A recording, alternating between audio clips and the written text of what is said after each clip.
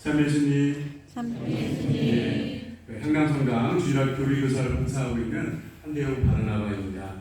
오늘 연중 제32주일 평신도 주일을 맞이해서 이렇게 강론을 하게 돼서 무한한 영광으로 생각합니다. 먼저 시 한 편 보여드리도록 하겠습니다. 틀어주세요. 눌러주세요. 사랑할 날이 얼마나 남았을까? 김재진. 남아있는 시간은 얼마일까? 아프지 않고 마음 졸이지도 않고 슬프지 않고 살아갈 수 있는 날이 얼마나 남았을까? 온다던 소식 오지 않고 고지서만 쌓이는 날, 배고픈 우체통이 온종일 입 벌리고 빨갛게 서 있는 날, 길에 나가 벌 받는 사람처럼 그대를 기다리네.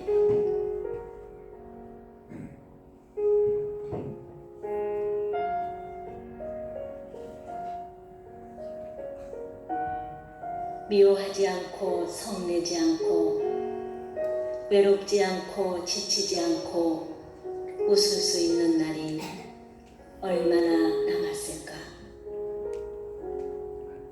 까닭없이 자꾸자꾸 눈물만 흐르는 밤, 길에 서서 하염없이 하늘만 쳐다보네.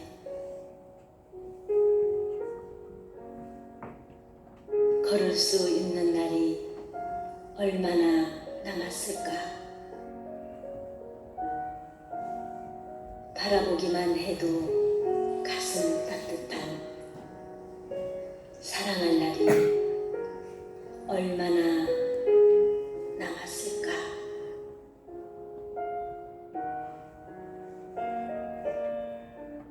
하느님께서 주신 이 소중한 시간은 언젠가 불을 켜주시고요. 마침표가 찍혀지는 날이 있죠.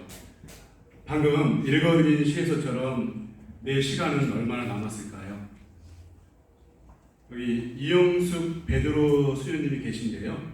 이 수녀님은 호스피스, 암 환자들을 위한 체험담을 책으로 쓰신 수녀님이십니다.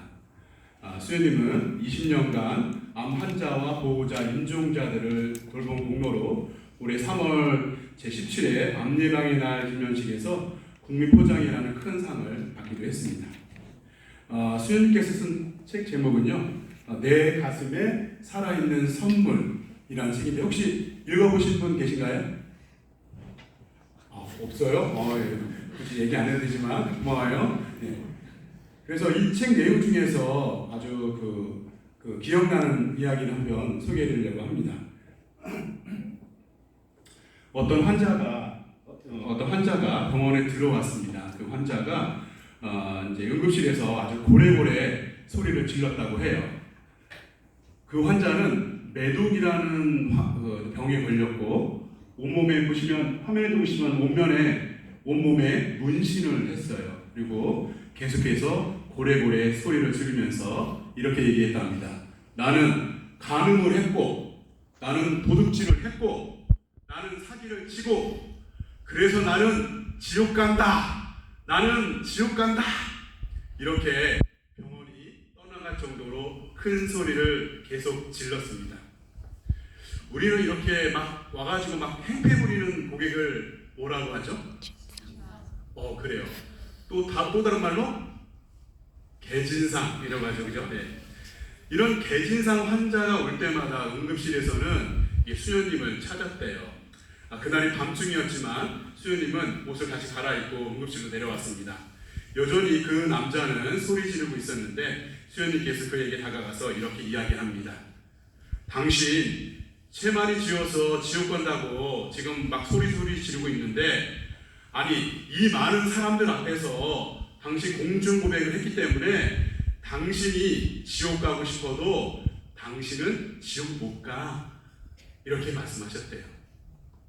성경에 보면은 예수님 돌아가실 때 우도 자도가 있었어. 그 도둑 중에 한 명이 예수님 믿고 하나님 천국에 간 사람이 있어. 그랬대요.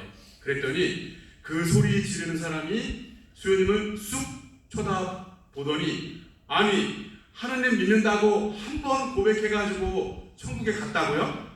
그런 사기꾼이 어디 있습니까? 막 이러더래요. 아니 성경에 나와 있어. 당신도 한번 하나님 믿는다고 고백하고 하나님한테 한번 사기 한번 쳐봐. 이렇게 얘기했답니다. 그날 이후로 이 남자는 수요님을 만나서 마음에 안정을 얻고 치료에 들어갔는데 이분을 찾아오는 어떤 보호자가 없더래요. 그래서 수요님께서 매일 그 병실에 찾아갔답니다. 그분의 얘기를 들어보니까 이분이 2살 때 어머니가 돌아가시고 3살 때 아버지가 돌아가시고, 그래서 자기 친척들한테 100개월씩 이렇게 돌림을 받은 거예요. 그렇게 돌림을 받고 자라면서 어떻게 했어요? 마음의 상처가 너무 크고 세상 사는 게 너무 힘드니까 자기도 좀 이렇게 힘있게 보이고 싶어서 용을 몸에다가 문신을 한 거죠. 이렇게 보시면 이 앞에다가 큰 용, 그다음에 등에다가 큰 용을, 그리고 이 팔뚝 양쪽 팔에다가 큰 용, 이렇게 4마리를 그려놓고 자기는 힘 있는 사람이 되어보고 싶다고 그랬다고 하더랍니다. 하루는 병실에 갔더니 수요님을 붙들고, 수요님을 엄마라고 불러도 돼요? 수요님은 그럼 나를 엄마라고 불러. 그러면서 그 형제 이야기를 다 들어주고 오시고, 또 어느 날 가면은 그 형제가 수요님, 나 수요님한테 누나라고 불러도 돼요? 그랬더니 그럼 누나라고 해. 엄마도 좋고 누나도 좋고 괜찮아. 부르고 싶은 대로 불러요. 그랬대요. 그랬는데 하루는 이분이 이제 많이 아픈 거예요. 아파가지고 중환자실로 갔어요. 매도 환자니까 굉장히 위험한 상태였죠.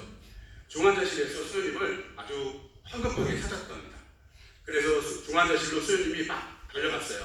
갔더니 그분이 혼수 상태에 있다가 잠시 깨어나서 수요님을 찾은 거예요.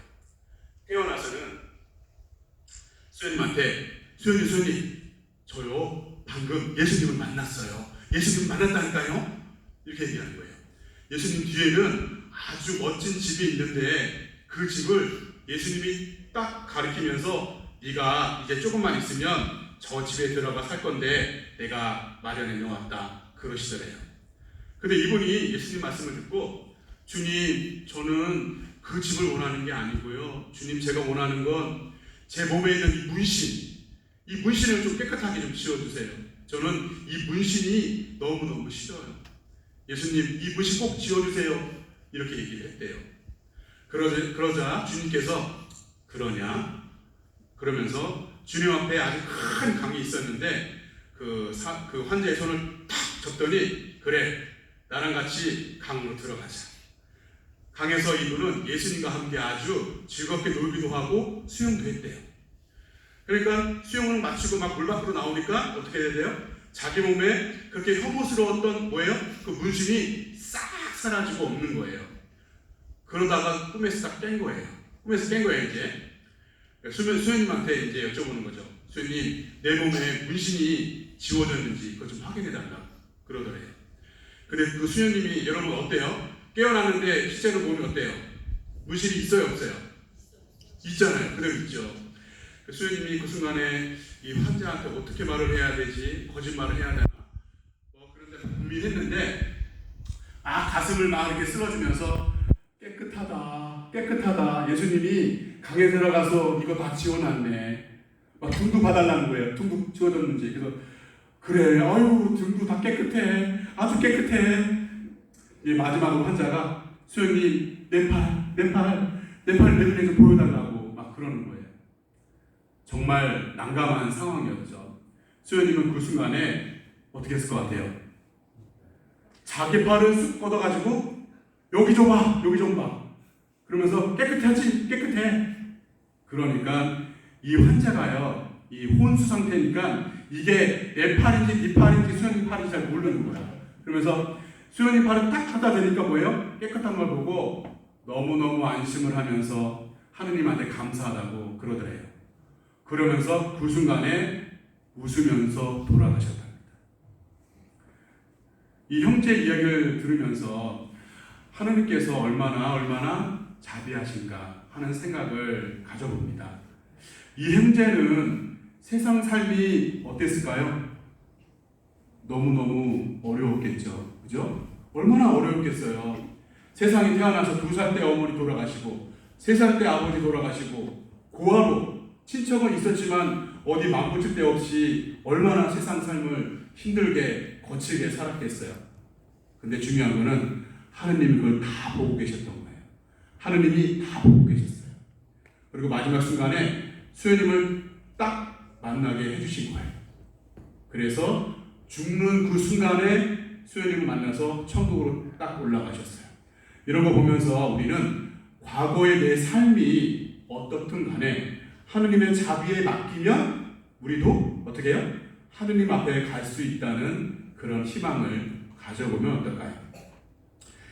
11월은 위령성환이죠. 나의 죽음도 묵상하고 나의 부모, 형제, 친인척 등 돌아가신 분들을 생각하며 기도하는 성원입니다.